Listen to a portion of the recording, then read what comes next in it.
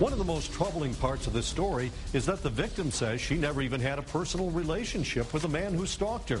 Still, she says he dogged her for years and turned her life upside down. Now he's back, suing the woman he was convicted of stalking. All right. This looks like a typical day in court. A battery of lawyers ready to slug it out. But this guy isn't a lawyer. He's a convicted stalker named Kevin Gary, and he's suing the woman he was convicted of stalking. This is just another way of harassment and stalking. To me, it's a way to stalk me. He just used the court system to do it. Harvette Williams is not the only target of Kevin Gary's suit. He also named the city of Southfield, Southfield Police, Oakland County, and Comcast, the parent company of the entertainment network. While everyone named in the suit is shelling out for lawyers, Kevin Gary is representing himself. Since this case was broadcast nationally on national television on E! Network. You can't sue Southfield. You can't sue Oakland County in Wayne County. You can't sue either one of those in Wayne County against the law. Gary is claiming defamation of character, demanding $100 million in damages. Every citizen is guaranteed due process. But Harvette Williams' attorney says this suit is frivolous, and it's re-victimizing his client. Obviously, he's a troubled individual, and we have to defend against it. But Kevin Gary, the guy who did 3 years for stalking Harvette Williams, claims he's the real victim here. I was maliciously prosecuted, and I have solid, concrete legal evidence to support my innocence. More on the convicted stalker in a minute. Now, how Harvette Williams got tangled up with this guy in the first place. It was 2003. Harvette Williams was selling real estate. She went to a party at the Rooster Tail. She was doing some networking, and she encountered Kevin Gary. And he obtained her business card and contacted her, and that's where it started. Williams says Gary claimed to be interested in buying real estate, but it didn't go anywhere because he never produced a pre-approval credit letter. Williams thought that was the end of it, but it was just the beginning. Did he show up at your work? Yeah, he showed up at my work. He showed up everywhere. At my church. I didn't go to church for 1.5 years. I had to leave, go to a different church.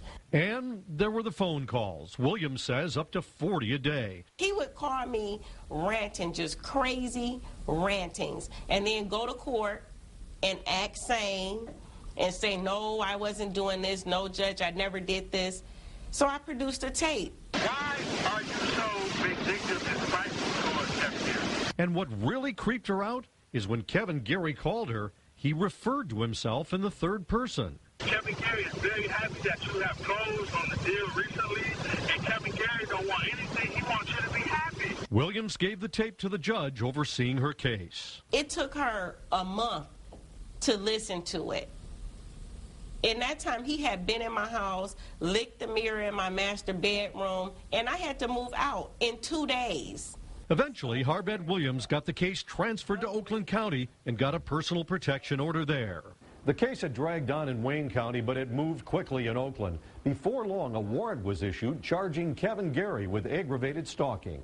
Gary pled no contest and got 5 years probation. Before long, he was up to his old tricks again. Gary's probation officer wrote, he continues to play games and deny facts, and he continues to stalk the victim. He did not get mental health treatment as ordered. Gary got 3 years in prison for violating probation. While he was cooling his heels, Harvette Williams was busy. She started a nonprofit to raise awareness about stalking. She even got a state law passed requiring stalkers to wear GPS tethers for up to 2 years after release from prison. This is E! Investigates Stalkers. Her story caught the attention of E! Network. She was featured in an investigative report. Harvette was a successful businesswoman in Southfield, Michigan. Now William Stalker is out of prison, off his tether, and in court, suing his victim, the network, and others. He claims he never stalked Williams and only took the plea because he was a poor black man who just couldn't get a fair shot in an Oakland County court. If you ever watched the movie Roots, R-O-O-T-S, by Alex Haley, the same way Kunta Kinte proclaimed his innocence, the same way I proclaim my innocence. They forced Kunta Kinte to say Toby. They forced me to say Toby to take a plea. And guess where the case is heading now? The judge tossed it out of Wayne County. So the court orders that venue be transferred to Oakland County. Harvette Williams has a new personal protection order in Oakland County based on Gary's past conduct. Her attorney says if an Oakland judge rules that Gary's suit is frivolous, it could be considered a violation of that new personal protection order. He's flirting with danger here, and I think the court should take some serious look at this and take immediate action. I mean, I have 8 years of documentation of him doing it. At what point do they say enough? I mean, to me, I feel like they're waiting on him to just have a chance at killing me. Williams says she wants this case dismissed so it won't drag on forever as it did the last time. Kevin Gary claims he had a dating relationship with Harvette Williams. He denies making up to 40 phone calls a day, says he didn't show up at her job or her apartment, and never went inside and licked her mirror. With a change of venue ordered, Gary has 56 days to refile his suit in Oakland County and pay a filing fee. If he doesn't do it within 56 days, the case is automatically dismissed. The investigators will let you know what happens. Scott Lewis, Channel 7 Action News, back to you.